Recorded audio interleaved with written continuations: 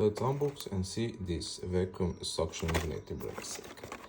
I buy this with the microphone, wireless microphone, so I can mount this on a glass, on this table, on I don't know, wherever, and I can use my phone on that. So when I'm recording, I don't need to use any more tripod. So just go to this.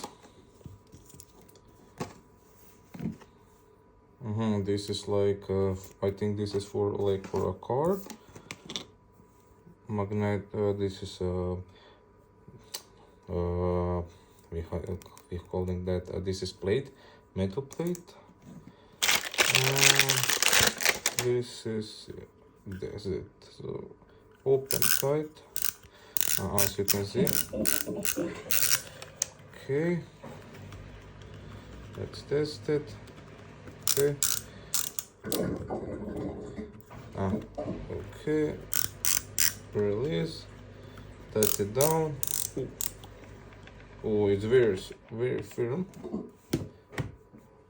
Okay, this is for my girlfriend. Must test it. Oh, very good.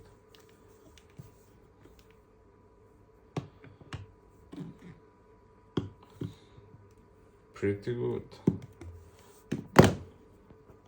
You can take it, just release it, and you're good to go.